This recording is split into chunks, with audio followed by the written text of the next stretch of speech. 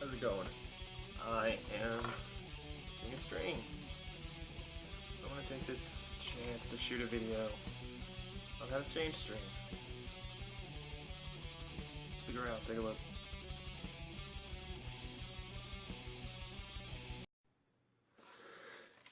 Alright, there's a lot of videos on how to do this. All of them have great info. There's no lack of that. But there's a few details I think some of them gloss over. And everyone has a different way they like to do this and for different reasons, and that's cool. If you find a way you like that works for you, great. So, check these out. Alright, first, I'm going to loosen the old strings. A lot of people will loosen them down and cut them. I don't like to do that. Then you have two bundles of strings instead of one. And sometimes they come unwound, they can be pokey.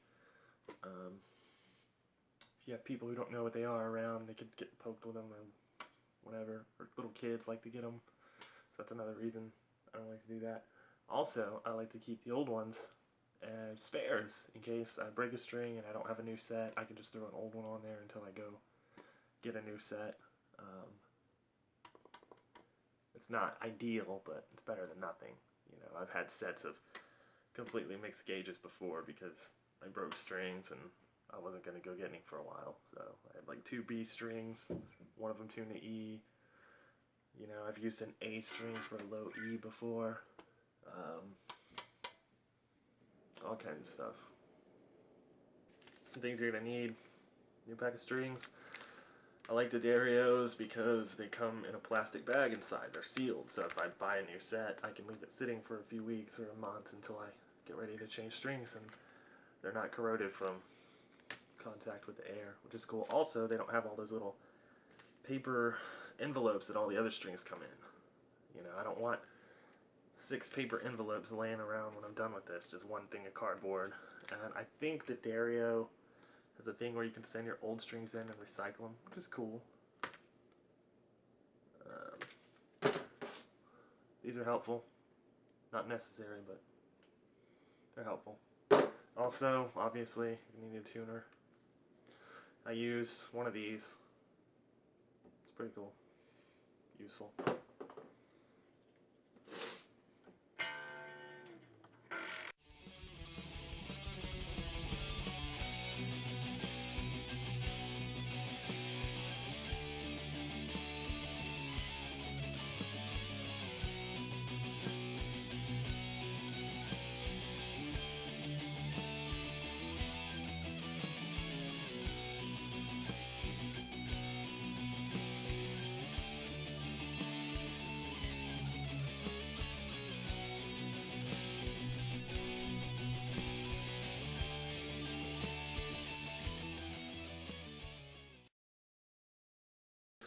Alright.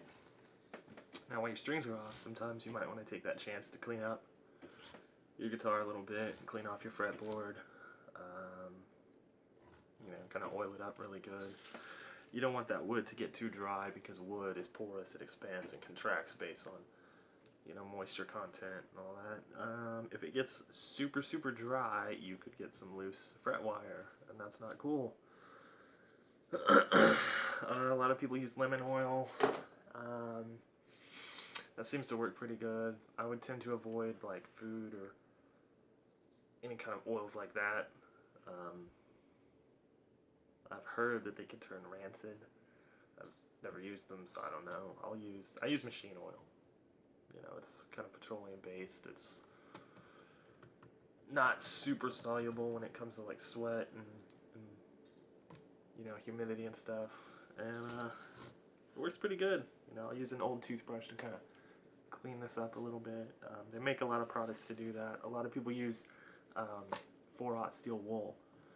That works good. If you use that, use gloves because you don't want to get those little slivers in your skin. That's not cool. It's not a bro time at all. Also, I think Dunlop makes a lot of products that are useful for stuff like that. So check that out. Also, I'm going to pull the strings through.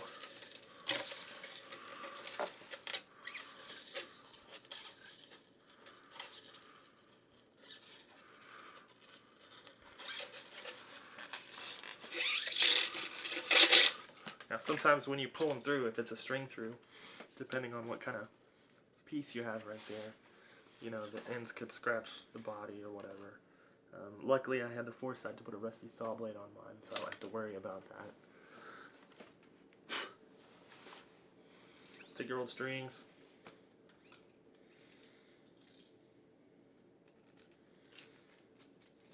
About 2 or 3 passes around themselves.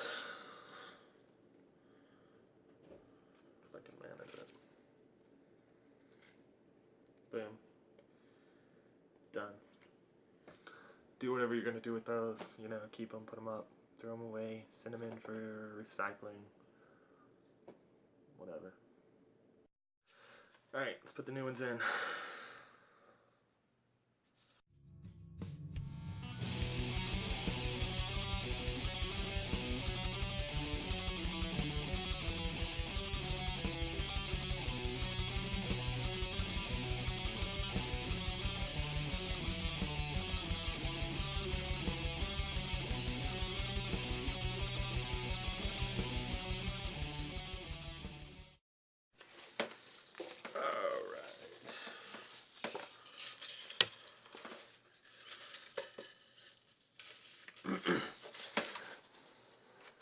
Also, if you're having a problem area where you notice you're breaking a lot of strings, you can use your old ones to kind of help you out with that. Like say they're breaking a lot on the saddle right here.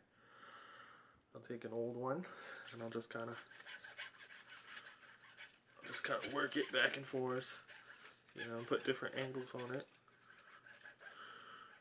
so that it's all smooth and there's no sharp edges to grab and break the strings.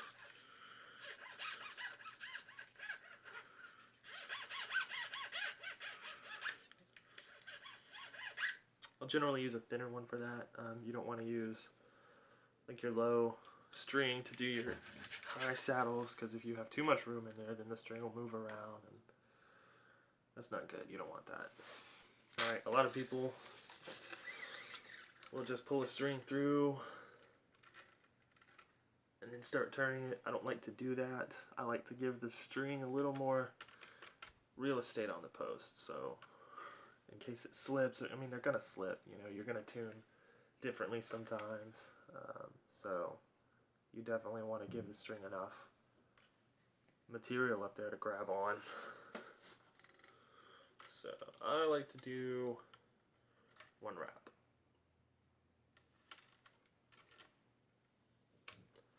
You know, for the smaller strings, I'll probably do 2, but pull it tight, and then pull it down here. And I like to hold the string as I tighten it. I like to hold it so that I'm constantly pulling against it.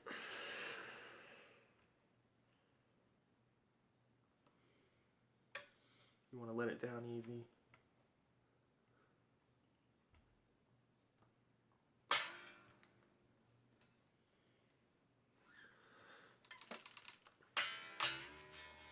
That way I end up with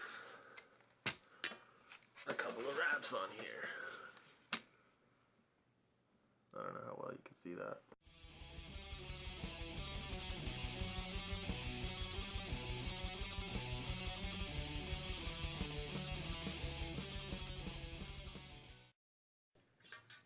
I like to leave these on too. Some people like to cut them, but I like to leave them on for a few days while the string kind of settles in. They're going to stretch out, you know.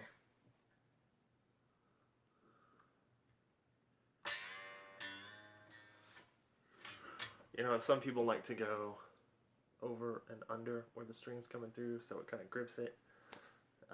That's fine. What you don't want to do is have the wraps themselves crossing over each other and looking like shoelaces on there. If you put too much tension on there and it's over the string, it might snap it there. So just be careful of that. I like them to look super neat and super clean and organized on there. You know, I've seen some people that look like They stuck their headstock in a spider web of guitar strings and swung it around, and they just look crappy. And that's not cool.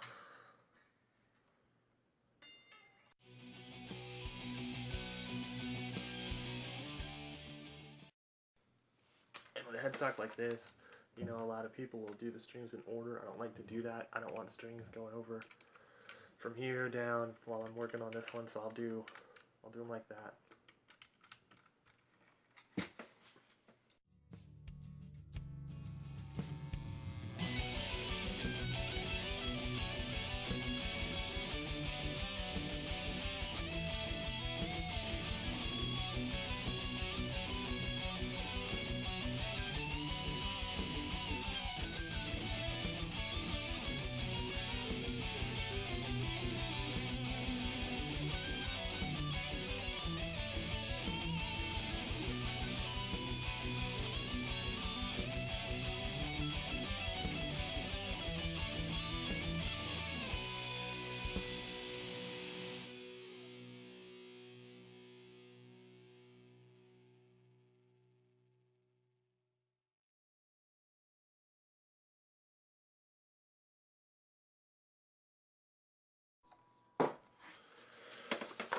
Alright, once you have them all there, once you have them all on there, go ahead and tune up.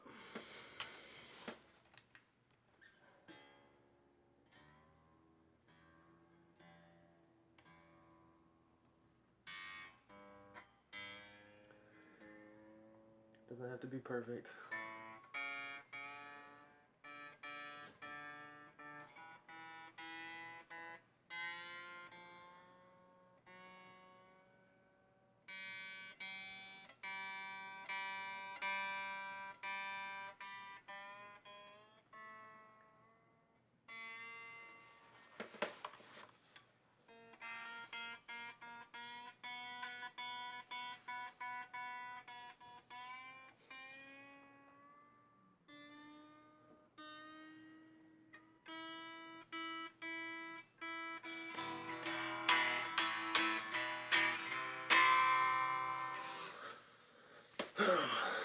And grab the string around the middle and just kind of stretch it out.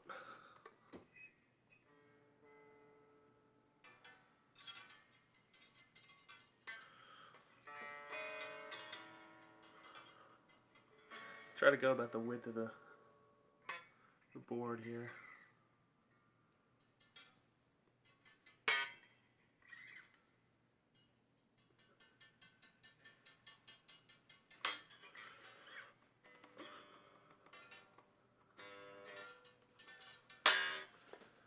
And they're gonna drop, so retune them.